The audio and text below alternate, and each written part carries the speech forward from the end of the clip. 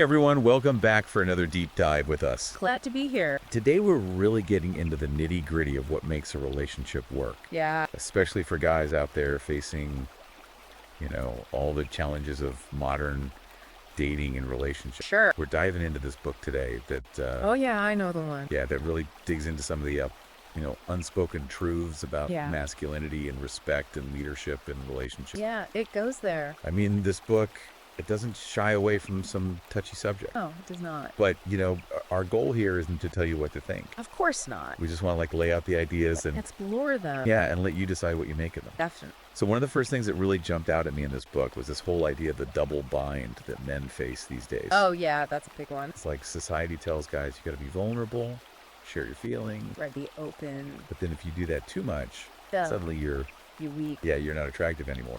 Total catch-22. It is a total catch-22. The author actually, he uses this example of a guy named Steve. Oh yeah, what happened with him? So Steve, he's like trying to be super open with his partner, sharing every little feeling he has. Thinking that's what's gonna Yeah, bring them closer. Yeah. But it totally backfired. Oh no. His partner starts losing respect for him. Wow, so even though like his intentions were good, Totally. it's still Blew up in his face. So how does that happen? Like, why would being open and vulnerable backfire like that? Well, the book uses this really cool analogy about binge watching a show on Netflix. Okay, I can see where this is going. Like, imagine watching every episode all at once. Oh man, it wouldn't be as good. Right, you'd miss all the suspense, the building. You wouldn't even want to watch it. Yeah. You'd be like, I'm over this show already. And the same thing applies to relationships. Okay, so it's like too much too soon. Yeah, you gotta keep some mystery. So it's not about like never being vulnerable. No, not at all. It's more about like choosing your moments. Exact strategic vulnerability. I like that. That's what the book calls it. So strategic vulnerability. And it all ties into this idea of emotional control. Okay, now that term emotional control, it sounds a little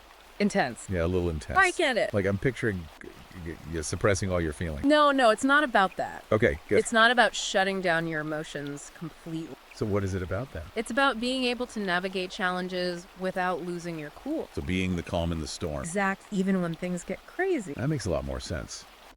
You're not letting your emotions run the show. You're in control. Right. You're the captain of your own ship. I like that analogy. And that's where the book brings in this concept of stoicism. Doses, okay, for That's- that term thrown around. Yeah, it's become pretty popular lately. But I'm not sure I really understand what it means. Yeah, it can sound kind of intimidating. Yeah, like ancient philosophers and... Togas. Yeah. But the book, it presents stoicism in a really practical way. So less about the philosophy and more about the... The application. Yeah. It's like a toolkit for dealing with all the chaos of life. Okay, so how does stoicism help with relationships specifically? Well, think about it. Someone who can stay calm under pressure, who can handle tough situations gracefully. They command respect. Exactly. So emotional control is like a superpower. It's one of the keys to earning respect, not just from your partner, but in every area of life. So it's not just about being a man, it's about... It's about being a strong individual. Right, but this whole double bind thing, it seems like it's a particular... Yeah, it's a challenge for men, It is for men. especially today. Yeah, because you're expected to be both. Strong and sensitive, Yeah. stoic and open. It's a tough balance. It is a tough balance, and that's where the book gets into this really interesting concept called the alpha-beta paradox. Okay, the alpha-beta paradox. Now you've got my attention. What is that? So essentially, it's this idea that there's a disconnect between what women say they want in a partner and what they're actually drawn to. So they say they want one thing. Right. But then they're attracted to something else. Exactly. It's about understanding how attraction really works. So are you saying that women say they want a nice guy, but they actually go for the alpha male? It's a little more nuanced than that. Okay. It's not about being a jerk. Yeah. It's about having those alpha qualities, the strength, the confidence, the leadership. Okay, but how do you lead without being controlled? That's the key. That's the paradox. Right. You got to find that sweet spot between strength and sensitivity. I can see how that would be tricky. It is. But the book gives some great examples. Like what? So there's this guy, Mike, in the book. Okay. He was your classic nice guy, always putting everyone else first, avoiding conflict. People probably walked all over him. Zach, he was a pushover in his career, in his relationship. Then he decides to make a change. He starts working on developing those alpha traits, becoming more assertive, more decisive. It completely transforms his life. Wow, so just by adopting these alpha traits, It's not just about the traits themselves. Yeah. It's about what they represent. confidence. Self-respect, leadership. Okay, so it's not about being an alpha male, it's about being the best version of yourself. Exactly. And that's attractive. That makes sense. It shows you're not afraid to take charge. but not in a domineering way. Right. You're a leader, not a dictator. Okay, so leadership is a big part of this. It's a huge part of it. And the book really emphasizes that it's not about controlling your partner. It's about setting a strong, reliable tone in the relationship. Like being the captain of the ship. Exactly. But in a collaborative way. Okay, so you're steering the ship, but you're not... You're not a tyrant. Right. You're working together. I like that. And the book has this great story about a guy named John who's moving his family across the country. Oh, man, that's stressful. Super stressful. Yeah. Everything's going wrong. Chaos everywhere. Right. But John, he steps up and takes charge. Good for him. He doesn't panic. He doesn't yell. He just gets things done. So he was the calm in the storm. Exactly. And his wife sees that she can rely on him. I bet she was super grateful. More than grateful, she saw him as a leader. Wow. So it's not always about the grand gesture. No, sometimes it's the little things. Showing up and Being reliable. yeah, being the rock. That's what builds trust and respect. It's all starting to come together now. This whole idea of emotional control leadership, the alpha beta paradox. It's like a roadmap for Building stronger relationships. exactly. And the book goes even deeper. There's this whole concept of the emotional iceberg. Okay, the emotional iceberg. Now I'm really intrigued. So it's a metaphor for how much of yourself you should reveal in a relationship. Okay, so we talk about like keeping secrets. Not exact. It's more about being strategic with your vulnerability. Okay, so like choosing what you share and when you share it. Right. The book suggests revealing only about 10% of your emotion. 10%. That doesn't seem like a lot. It might seem like a small number. Yeah. But it's not about hiding who you are. Oh. It's about maintaining your frame. Wait, hold on. What's frame? Your frame is essentially your sense of self, your strength, your confidence. Okay. When you reveal too much too soon, you risk eroding that frame. And that makes you less attractive. Exactly. It goes back to that mystery and intrigue we were talking about earlier. So it's like you want to keep your partner wanting to learn more about you. Exactly. You want to keep them engaged. So the emotional iceberg is really about setting healthy boundaries. It's a big part of it. Because if you don't have boundaries, People will walk all over you. and you lose respect. Exactly. The book mentions this guy, Greg. Oh, yeah. Greg. What was his story? So Greg was constantly bending over backwards to please his wife. Trying to be the nice guy. He was always saying yes, never asserting his own needs. Oh, no. And guess what? His wife started losing respect for him. Wow. So even though he thought he was doing the right thing, He was actually sabotaging the relationship. because he didn't have any boundaries. Yeah, he didn't value himself enough to set limits. So setting boundaries isn't selfish. No, it's essential for a healthy relationship. It shows you respect yourself. And that's attractive. This is all making so much sense now. This whole idea of strategic vulnerability, Yeah. emotional control, setting boundaries. It's all connected. It is. It's like a whole new way of looking at relationships. It is a new perspective. And it's definitely giving me a lot to think about. Me too. Well, this has been an amazing start to our deep dive. Yeah, we've covered a lot of ground. We have, but there's still so much more to explore in this book. Definitely. So stay tuned for part 2, where we'll delve into the importance of consistency, financial stability,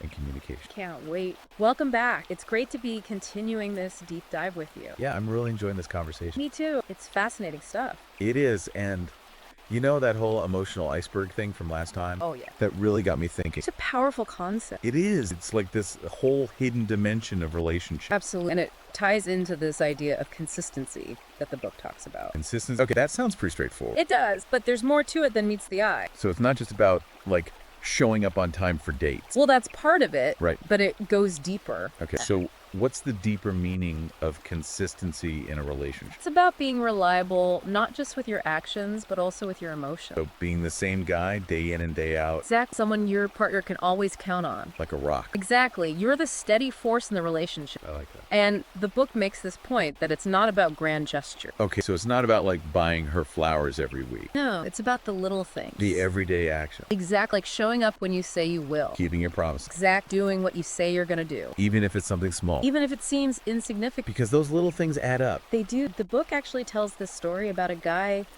who lost his wife's trust over a leaky faucet. A leaky faucet. So he Seriously. kept promising to fix it, but he never did. Oh man, that's got to be frustrating. It was, and it wasn't really about the faucet itself. Right, it was about The broken promise. the lack of follow through. Exactly. It eroded her trust in him. Wow. So even something as small as a leaky faucet can have a big impact on a relationship. It can, because it's about consistency, about being a man of your word. So those little inconsistencies, they can really chip away at the foundation of a relationship. It's like death by 1,000 cuts. Ouch. The book calls this the longevity loop. The longevity loop. Okay, I like that. What's that all about? So the idea is that consistency builds trust. Okay. And trust leads to greater respect and attraction. Makes sense. And that, in turn, strengthens the bond and makes the relationship more likely to last. So it's like this positive feedback loop. Exactly. You're creating a virtuous The cycle. longevity loop. I may have to remember that one. It's a good one. And it all starts with consistency. Okay, so we've got emotional control, leadership consistency, and the book also talks about financial stability. Right, that's another big one. And I'm curious how that plays into the whole respect and attraction thing. Yeah, it's an important piece of the puzzle. So are you saying that women are only attracted to men with money? No, not at all. Yeah. It's not about being rich. Okay, good, because I'm not exactly rolling in dough. It's about being responsible. Okay, so having your finances in order. Exactly, showing that you're capable and reliable. So it's more about demonstrating that you're not going to be a financial burden. Right, you're not going to be a drain on the relationship. Okay, that makes sense. And it goes back to our evolutionary instinct. How so? Well, historically, a man's ability to provide was essential for survival. Like back in the caveman days. Exactly. And while our world is different today, those instincts still play a role. So women are still looking for a partner who can provide stability and security. It's wired into us. So it's not about flashing your cash. It's about showing that you can manage your money responsibly. Exactly. It's about being a good steward of your resources. And being honest about your financial situation. Absolutely. The book actually tells a story about a guy who lied about his income to impress his wife. Oh, no, that's never a good idea. It's not. And it backfired big time when she found out the truth. Yeah, that's going to destroy trust. It shattered their relationship. So honesty is key. Always. So we've got emotional control, leadership, consistency, financial stability, and of course we can't forget about communication. Oh, yeah, that's a big one. I mean, too. everyone knows communication is important in a relationship. Right. It's like communication 101. What unique insights does this book offer on communication? Well, it goes beyond the basics. Okay, so it's not just about talking to each other. It's about communicating effectively. Okay, I'm The listening. book really emphasizes clarity, assertiveness, and active listening. Okay, let's break those down one by one. Yeah. Clarity and communication. Clarity is about being direct and straightforward. So no more beating around the bush. Exactly. Say what you mean and mean what you say. Makes sense. It's about making sure your message is understood. So less room for misunderstandings. Right. Because those can lead to resentment and conflict. And speaking of conflict, the book mentions this guy who would always give his wife the silent treatment after an argument. Oh, yeah, that's a classic. Not a good look. It's passive aggressive and it's not helpful. So what should he have done instead? He should have been more assertive. Okay, but when I hear assertive, I think of being aggressive or pushy. I get it, but that's not what the book means by assertiveness. Okay, so what does it mean? It's about expressing your needs and boundaries in a confident and respectful way. So standing up for yourself without being a jerk. Exactly. It's about finding that sweet spot. And the book says that women are actually attracted to men who can communicate assertively. They are, because it shows confidence and leadership. It shows you're not a pushover. Right. You're not afraid to speak your mind. And the book gives an example of a guy who transformed his marriage by becoming more assertive. Yeah. He was always letting his wife walk all over him. Afraid of conflict. Exactly. But then he started setting boundaries and communicating his needs clearly. And what happened? It actually strengthened their relationship. Wow. So being assertive can actually make your relationship better, It can, because it creates a more balanced and respectful dynamic. where both partners feel heard. Exactly. Okay, so assertiveness is important, but the book also talks about active listening. Right. That's the other side of the coin. And to be honest, I'm not sure I really know what active listening is. It's more than just hearing the words your partner is saying. So it's not just nodding and saying, uh-huh. No, it's about really engaging with what they're saying. So trying to understand their perspective. Exactly. And making them feel heard and validated. So like putting your phone down, making eye contact. All of that and more. So active listening takes effort It does. But it's worth it. because it shows your partner that you care. Exactly. And that you're truly present with them. The book tells this story about a guy whose wife was feeling ignored. Oh, yeah, I remember that one. And he started practicing active listening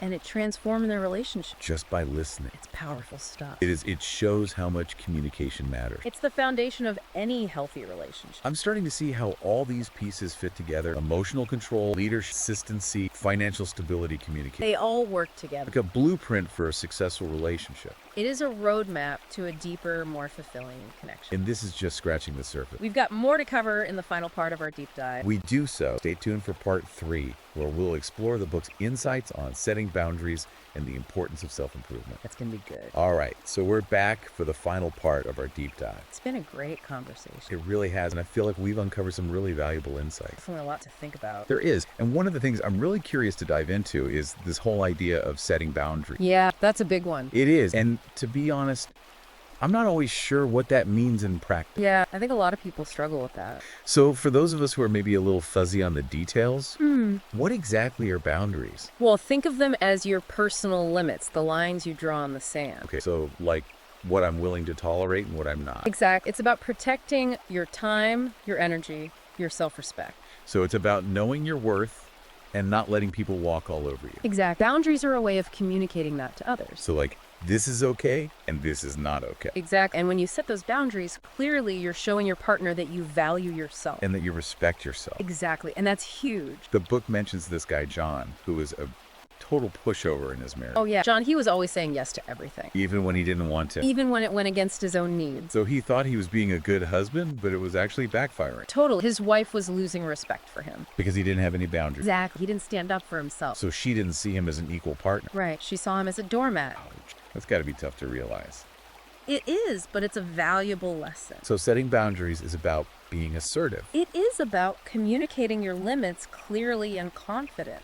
But also being respectful. Of course, you don't want to be a jerk about it. It's about finding that balance. Exactly. Now, this might sound counterintuitive, but the book says that setting boundaries can actually increase attraction. It might seem that way, but it makes sense when you think about it. How so? Well, when you set boundaries, you're showing your partner that you have self-respect. And self-respect is attractive. It is. Women are drawn to men who value themselves. So it's not about being self. No, it's about taking care of yourself. So you can show up as the best version of yourself in the relationship. And the book also talks about the importance of self-improvement. Right, that's another key element. Okay, so on top of everything else we've talked about, we also need to be working on ourselves. It's not about being perfect. Right. It's about striving to be better. So like setting goals, learning new skills. All of that and more. Because self-improvement shows that you're not complacent. It shows you're committed to growth. And that's attractive. It is. It shows you're invested in yourself and in the The relationship. book calls this the confidence cascade. Oh, yeah, that's a good one. So the idea is that self-improvement leads to confidence. And confidence leads to attraction. Like a positive feedback loop. Exactly. You create this upward spiral. Okay, but all this self-improvement stuff, it sounds like a lot of pressure. I get it. It can feel overwhelming. Like, I'm never going to be good enough. No, that's not the point. Okay, so what's the point then? The point is to make progress.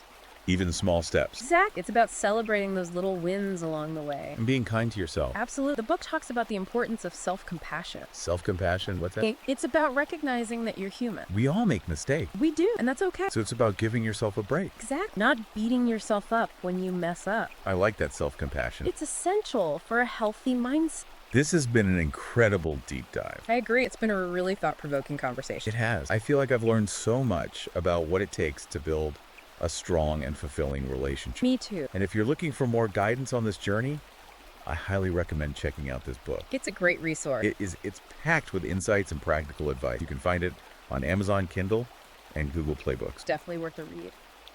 Thanks for joining us for this deep dive. Until next time, keep learning, keep growing, and keep building those incredible See you then.